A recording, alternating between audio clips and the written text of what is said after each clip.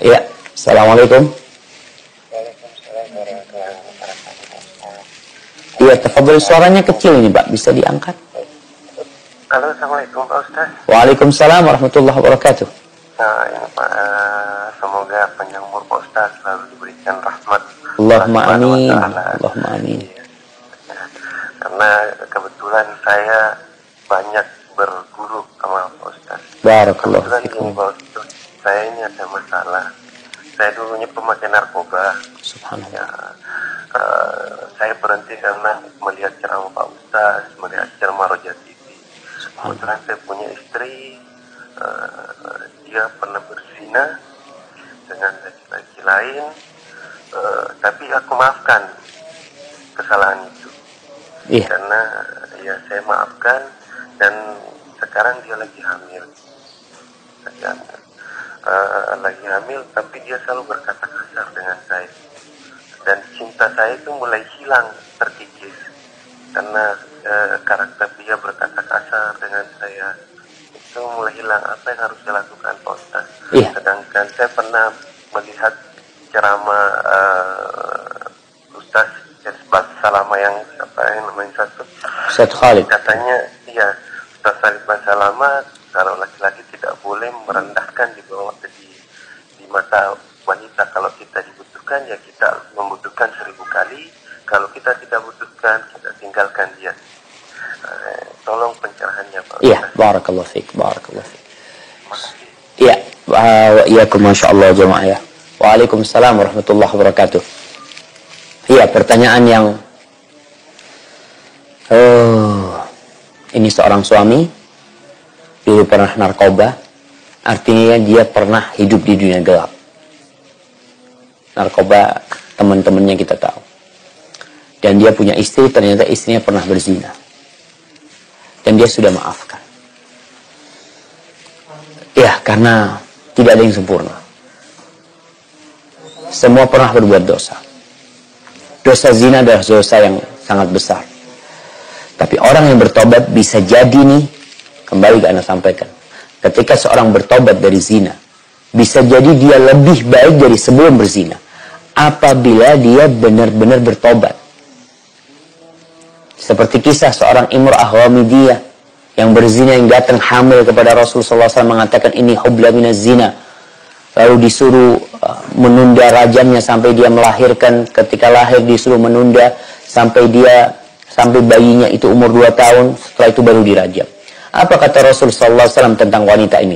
Laqad tabat taubatan law qusimat ala ahli al-Madinah la wasi'athum. Atau ala 70 min ahli al-Madinah la wasi'athum.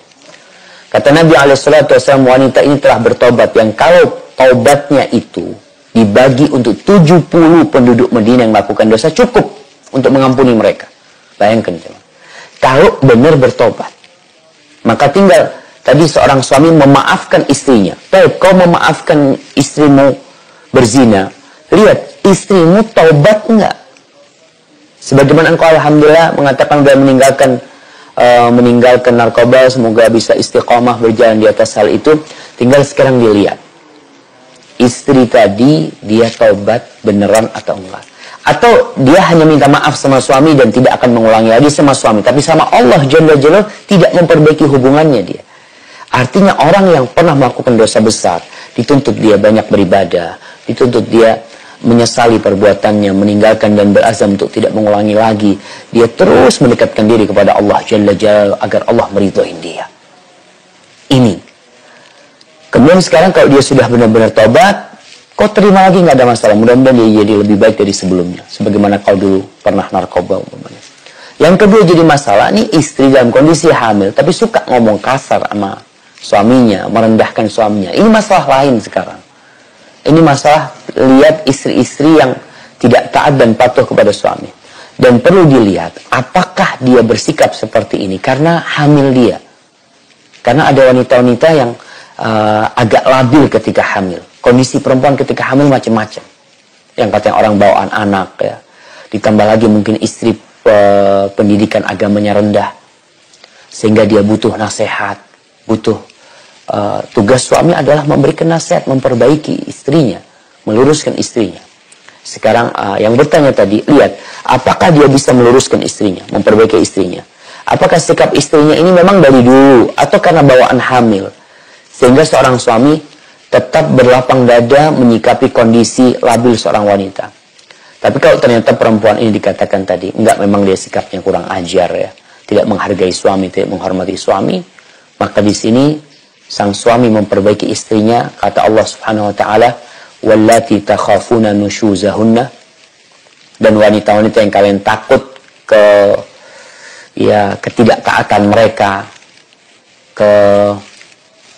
apa istilahnya, mereka membantah, tidak nurut ya, kau takut, fa'idhuhunna, kau kasih nasihat dia, kasih nasihat. Kalau kasih nasihat dengan omongan yang baik, tidak mempan.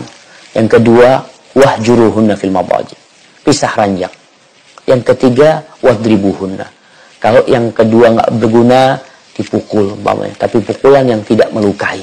Dipukul tangannya, dikasih nasihat, pisah ranjang. Kalau itu tidak berhasil, maka di sini seorang suami harus tegas. Dia mengatakan, nih, kalau kau tidak mau nurut sama aku, padahal yang aku perintahkan tidak bertentangan dengan syariat, ya mungkin akhir dari pernikahan kita adalah perceraian. Seperti itu. Hadza wallahu a'lam bissawab. Nah.